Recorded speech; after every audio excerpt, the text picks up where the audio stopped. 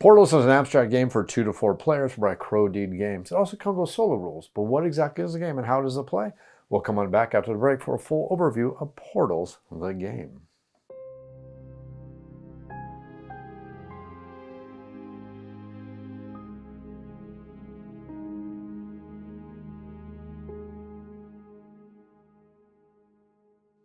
Hey everybody, welcome to the show Board Game Reviews. This is a YouTube channel dedicated to our wonderful tabletop gaming hobby, and this video is part of a video series looking at the game of Portals. Now, if this is your first time here, this is a video series where I cover a board game by talking about various different things, such as a quick overview, how to play, actual gameplay, and actually do some reviews for the game. If you want to check out the other videos in the series, make sure you click the link. This video right here is just going to be a quick overview of exactly what Portals is. So you can get a quick overview and see this is a game that's going to be good for you and your gaming group. Now, the game of Portals is a 2 to 4 player game in the base game, and this is a very abstract game. In addition, there's also a 1-player version of the rules, which allows you to play the game solo and actually changes up the rules and makes it much more of a puzzle-style game. I'm not going to cover it in this video. We're just going to cover the actual gameplay, which is the competitive mode of the game of Portals. Now, in the game of Portals, every single player is playing competitively, but uniquely, every single player, much like the game of Seven Wonders, is playing against the player to the left and the player to the right. For example, if I was the blue player, I'd be sitting right here and I would be controlling this section of the board, and I'd be controlling this section of the board, and I would be competing to go ahead and use these two boards right here to go ahead and score all the victory points. Again, the green player would be sitting right here, the red player would be sitting right here, the yellow player would be sitting right here, and again, the blue player would be sitting right here. And again, you're looking at the immediate two boards to the left and to the right. And as you're going to see as you're playing the game, that also means that the player to right is also influencing the board between you two.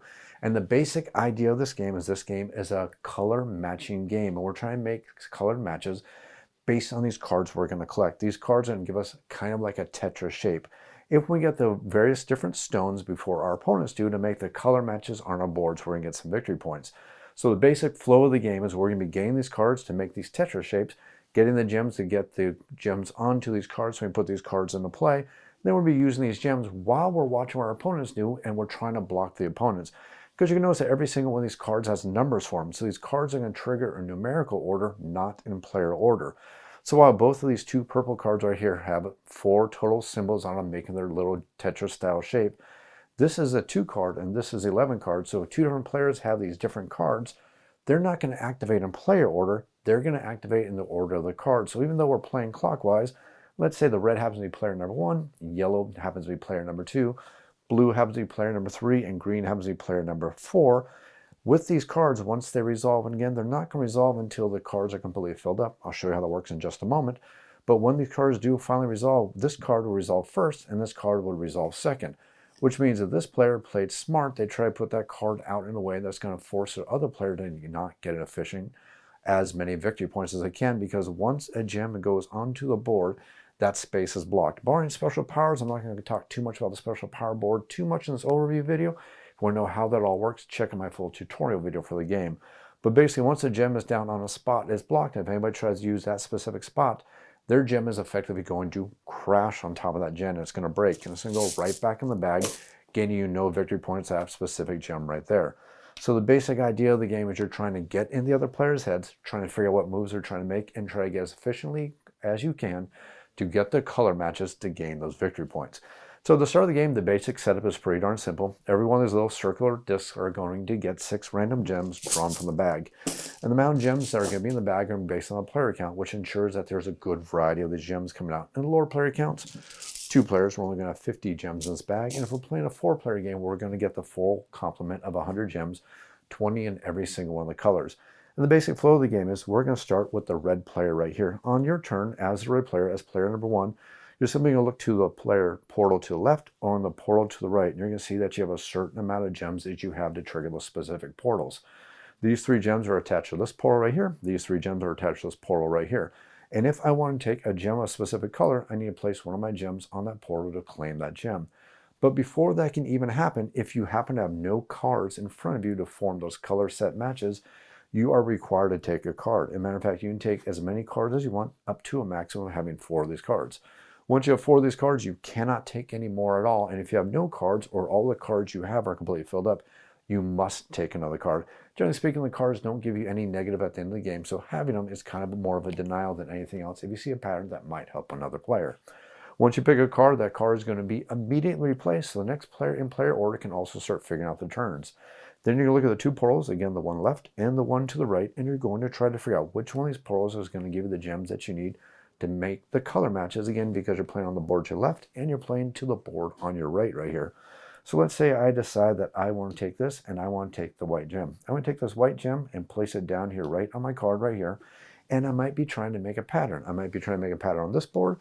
I might be trying to make a pattern on this board. My opponent to the left and to the right doesn't quite know what I'm trying to do, and I'm trying to make as large of a pattern as possible, because patterns that only use one gem are going to give you 1 victory point. Patterns that use 2 gems of the matching color from the gem to the board are going to give you 2 victory points. But if you get to 3 matching gems, that's going to be 4 victory points. If you get all the way up to 4 matching gems, that's going to be a total of 6 victory points. Additionally, if you get gems down and they happen to land next to gems that are already in place and match the color of the gems, not matching the color of the board, but they match the color the gems are laying next to, they're going to give you additional victory points for having adjacency. So the basic turn flow is we're going to keep going around as players are going, and they're going to take one of their gems. After claiming a card, if they don't have any or if they need more cards, they will simply claim a gem and try to form a pattern. And we're going to keep going around the board as players keep doing this, trying to gain the gems and trying to form the patterns to go ahead and get the victory points they need by forming all of these patterns. Once all the players have managed to empty out all of the gems on all of the locations, we're going to go to what's called a activate key cards phase. Now, the only key cards that will activate are key cards that are full. So in this example I'm showing right here, none of the key cards would activate, but let's use some magic of editing. All of our players' turns have activated. Now we're going to go ahead and resolve every one of these key cards in the order of the lowest number from lowest to highest. So now this is where we see that player order isn't what matters. What matters is getting the lowest numbered player cards and getting them filled up, because only the cards that are filled up will activate. So this card, since it's not completely filled up, will not activate. While the rest of most of these cards will activate, except for this card over here. Again, only the ones that have been completely filled up will get to activate. So we'll look for the ones that have been completely filled up with the lowest number. And I see that we have a 6, which is not filled up, but we do have a 7 right over here, which is currently filled up. So this player right here is currently interacting with these 2 boards right here, and they're going to try to lay that pattern out in a way that's going to score on victory points. Now, when you're laying these cards out, if there's anything that hangs over on the cards, that's perfectly fine. So these cards can hang over like this. It's the pattern itself that it cannot hang over at all. It must fully go on the card. And if it cannot go on the card, you can't play that pattern at a specific spot. The complete pattern itself, or the Tetris shape, must go on your player board. So as an example, we'll just take all these cards right here, and we'll see that green matches green, white matches white, blue matches blue, and then purple matches purple. We will have successfully scored this card, and since all 4 of the colors matches, we will gain a total of 6 victory points. All of our victory points are kept face down, so other players at the table don't know how many victory points we have, and the goal is to have the most victory points at the end of the game. So now this card is going ahead and resolved, and that's number 7. We're going to see what cards in the rest of the order are going to go ahead and activate. And let's go ahead and look right here and see that we have a number 11.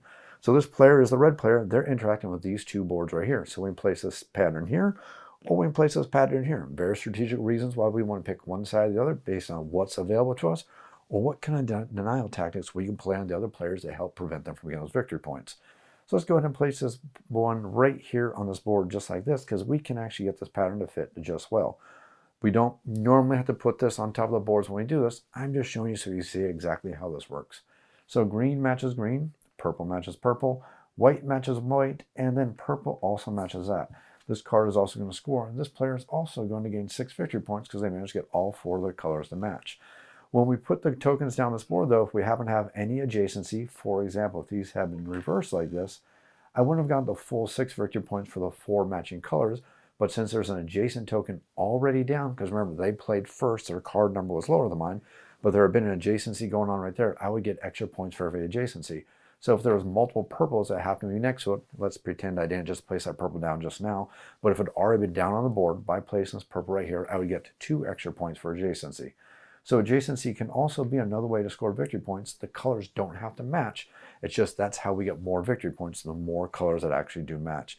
So that's the 11 taken care of. Let's see if we have any other low numbers. We have a 24 right here. We have a 36, a 19, and a 22. So this 19 has been resolved. I can resolve it on this board, or I can resolve it on this board right over here. I'm going to go ahead and resolve it on this board right here and figure out exactly what we can do. Let's go ahead and face like this. Purple will match. Purple will match, and then white will match right here. That is a match of 3, so it's only going to be 4 victory points for this player. But now their next card also gets resolved because this 22 does happen to be lower than 24.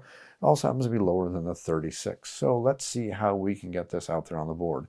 We can cover up this board, we can cause some problems for our opponent because we can look over there and see what kind of patterns they have. And we can do some blocking mechanics because we know what kind of pattern we have. We know what kind of pattern they can potentially have and the location they play on both of those boards. So again, we're going to go around, continue to get all these, and that's going to complete a full round once all the fully activated key cards are activated.